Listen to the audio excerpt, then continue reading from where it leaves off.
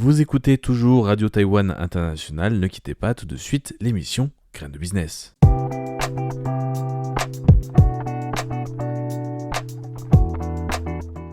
Le magazine des jeunes entreprises à Taïwan, Graines de Business.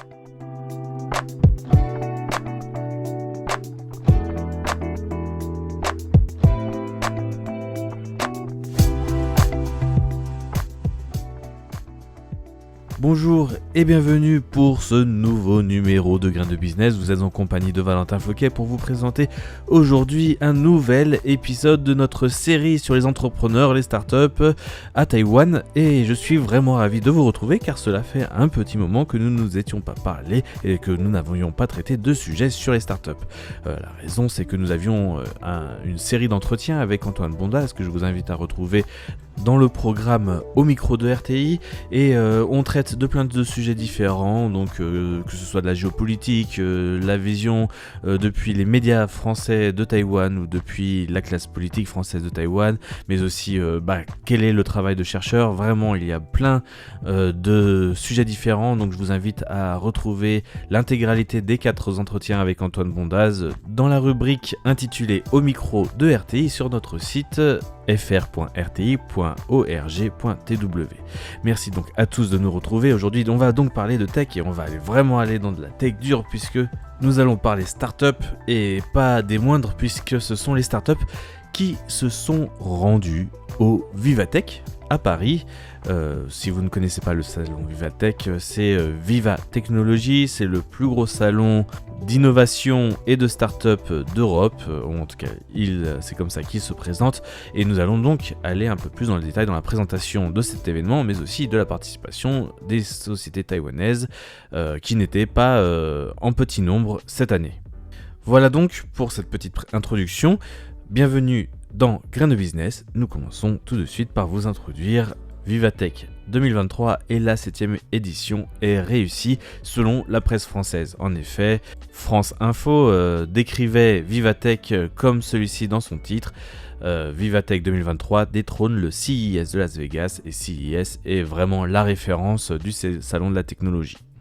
Donc c'est un bilan exceptionnel pour la 7e édition du salon Viva Technologies en partenariat avec France Info qui a fermé ses portes samedi 17 juin, porte de Versailles à Paris. Avec presque 60 000 visiteurs de plus que l'an dernier, c'est une énorme progression, Vivatech devient le premier événement mondial dédié à l'innovation et aux startups devant le CES de Las Vegas.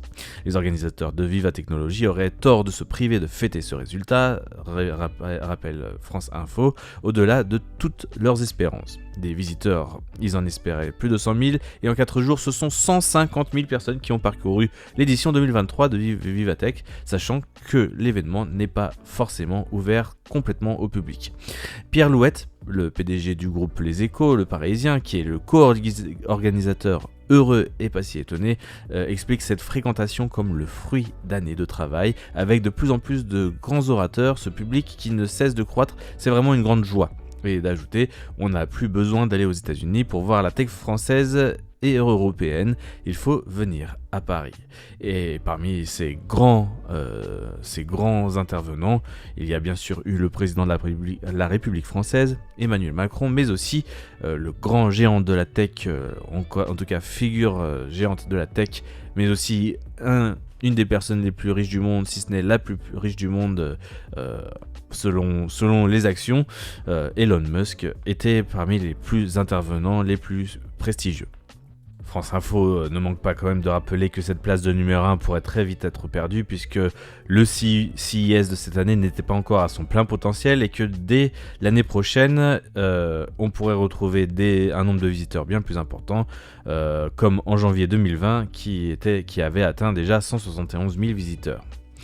En ce qui concerne les startups taïwanaises, il faut savoir que c'est le National Science and Technology Council, le NSTC, et Taiwan Tech Arena qui ont qui ont dirigé cette délégation de 27 startups taïwanaises à Paris. Et donc dans cette liste de 27 startups, 9 ont réussi à atteindre les phases finales des compétitions de start-up, ce qu'on appelle les événements de pitch ou ou autre nom un peu dans le même genre. Rappelons que les pitchs, c'est cette présentation rapide de sa société devant un parterre de jury, de personnes qui sont très reconnues dans le milieu des startups. Et donc 9 sociétés, 9 startups taïwanaises ont été sélectionnées pour les phases finales, notamment de la compétition qui s'appelait la compétition coup de cœur et qui était dédiée aux startups internationales, puisque beaucoup de compétitions au niveau de Vivatech sont quand même mettent en avant notamment bien sûr les startups françaises en priorité. Et donc dans cette dans cette édition coup de cœur internationale, 9 ont été sélectionnés et 3 ont eu un prix. Donc c'est quand même énorme, c'est le meilleur score qu'a jamais fait la pool de startups taïwanaises en France.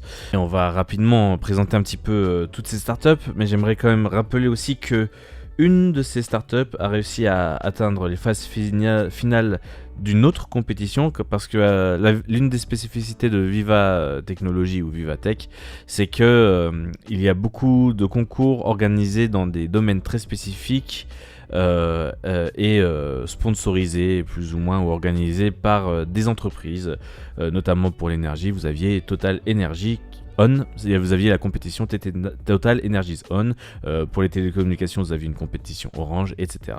Juste pour rappeler un petit peu comment cela fonctionne. Alors revenons un petit peu sur nos Taïwanais qui ont fait une très belle expérience à Paris et qui donc ont présenté quand même un panel assez varié. Ceux qui ont été sélectionnés pour les phases finales ont aussi des expériences très variées et nous allons commencer par la première des 9 startups. On va les présenter très succinctement, qui est All Aspects System.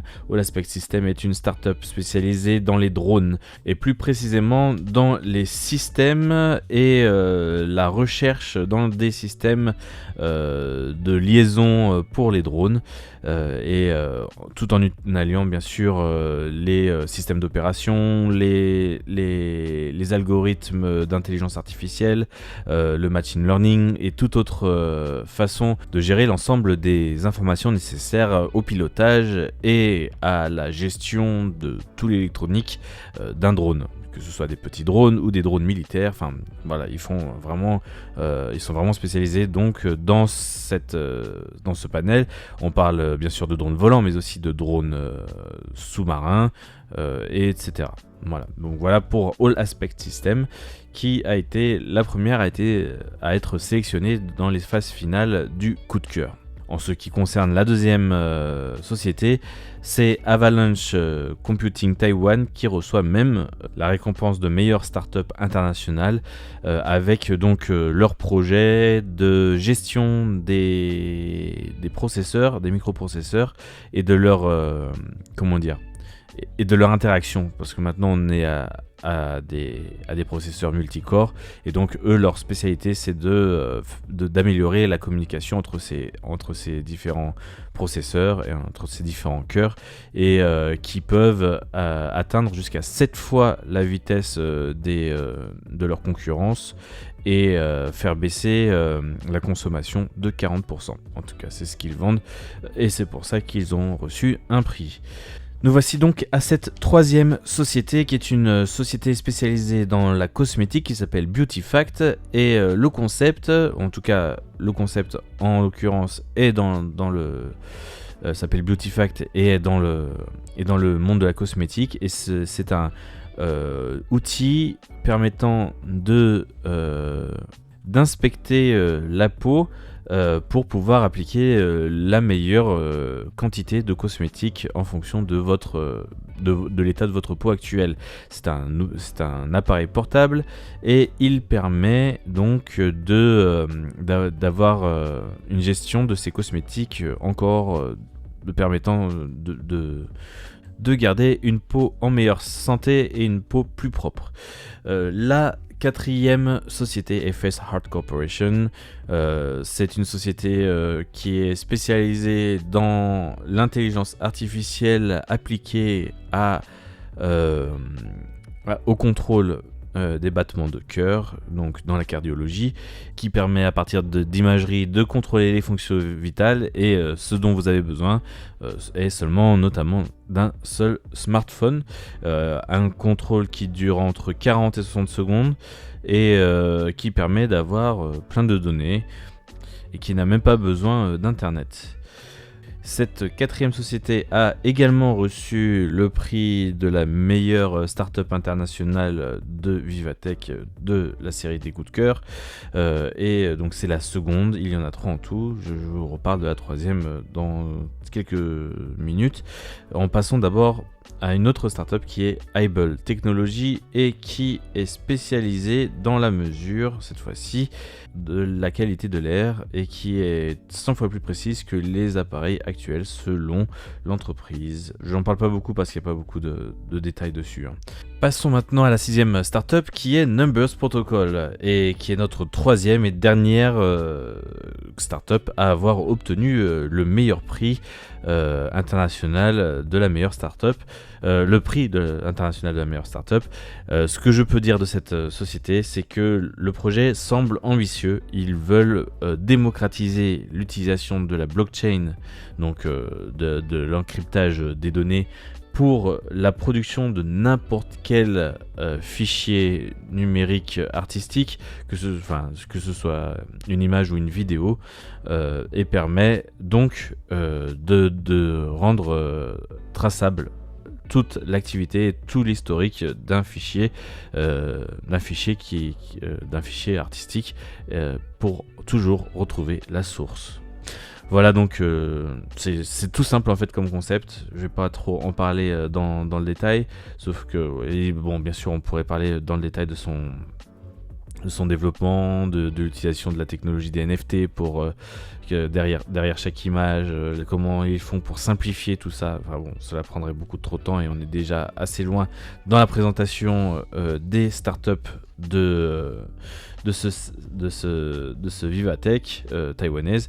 Et donc voilà, cela vous permet un petit peu d'avoir un peu plus d'idées sur ce quoi représente Numbers Protocol.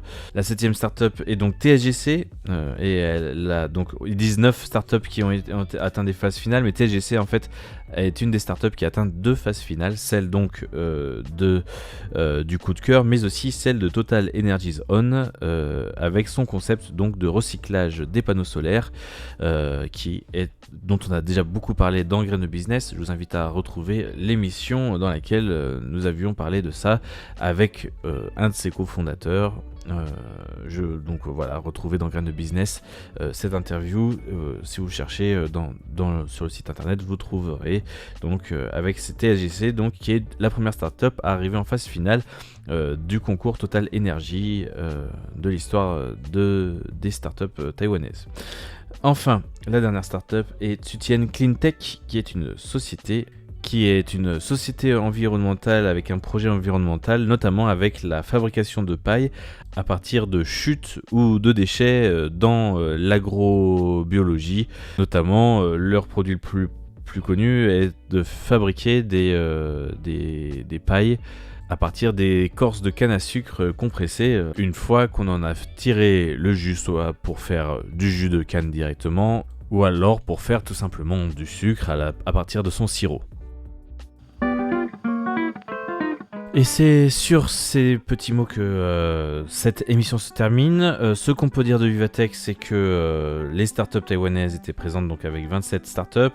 J'ai entendu des spécialistes dire qu'il y avait quand même des projets très intéressants pour eux, notamment dans l'intelligence artificielle, dont on n'a pas parlé dans l'émission. Mais je vous invite à vous rendre la prochaine fois à Vivatech et de rencontrer ces startups taïwanaises pour la prochaine fois. En tout cas, je vous dis merci pour cette nouvelle émission de RTI. Je vous dis à la semaine prochaine pour un nouveau numéro. Merci à tous d'écouter notre radio et à bientôt. C'était Valentin Floquet pour l'émission Graines de Business. Excellente journée à tous.